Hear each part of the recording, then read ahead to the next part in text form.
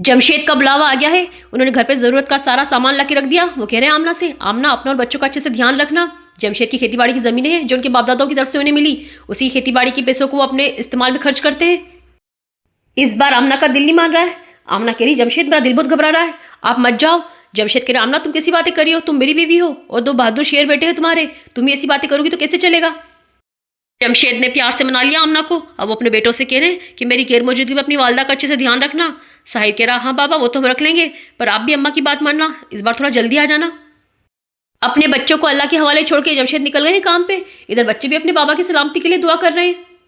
साहिर सीधा कॉलेज जाता है, फिर कॉलेज से सीधा घर आ जाता है। घर आने के बाद उसका सारा टाइम मुबशिर के साथ ही गुजरता है। साहिर मुबशिर से बहुत मोहब्बत करता है, वो उसे जमशेद की अपने बाबा की बिल्कुल कमी महसूस नहीं होने देता। रात होते ही मुबशिर साहिर से कहता भाईजान मुझे आपके और बाबा के किस्से सुनाओ। साहिर उसे जमशेद के सारे किस्से सुनाता। वो कहता तुम्हें पता है एक बार बाबा के सामने कितना बड़ा जिन आ गया था, बाबा ने उसे गर्दन से पकड़ के खींच लिया। मुबशिर ने बोला सच में? साहिर ने बोला हाँ, इंशाल्लाह देखना एक दिन तुम मैं और बाबा अपन तीनों साथ में जाएंगे इन बुरी चीज़ों को पकड़ने के लिए। एक दिन से मुबशिर अपने काम पे लग गया, जो काम उसने हाथ में लिया था। आसिया सुबह उठ के अपनी कोचिंग पे आ गई है। मुबशिर वही खड़ा उसका इंतजार कर रहा था। आसिया निकल आई कोचिंग पे से। अब मुबशिर उसे फॉलो कर रहा है। आसिया कोचिंग से बाहर आ गई है, उसके साथ उसकी सहेली भी है। थोड़ी दूर चल के आसिया की सहेली ने बोला आसिया मुझे ऐसा लग रहा है जो लड़का अपने पीछे आ रहा है अपन को फॉलो कर रहा है।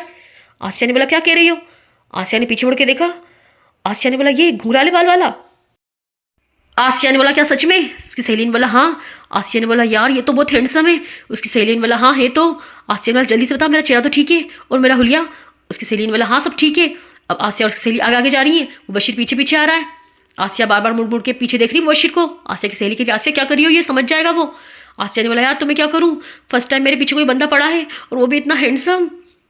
अब इनकी हरकतें देख के मुबशिर घबरा गया, वो चले गया वहां से। मुबशिर आसिया के घर के बाहर खड़ा है, वो देखना चाह रहा है कि ये शैतानी रूह कब इसके अंदर आएगी। थोड़ी देर बाद ही आसिया अपने घर से बाहर आ गई। अब मुबशिर उसको फॉलो कर रहा है, वो देखना चाह रहा है कि कहाँ तक जाएगी। आसिया चलते चलते उसी नदी के पास आ गई। अब आसिया नदी के अंदर चली गई। मुबशिर भाग के नदी के अंदर गया, उसने आसिया को पकड़ा।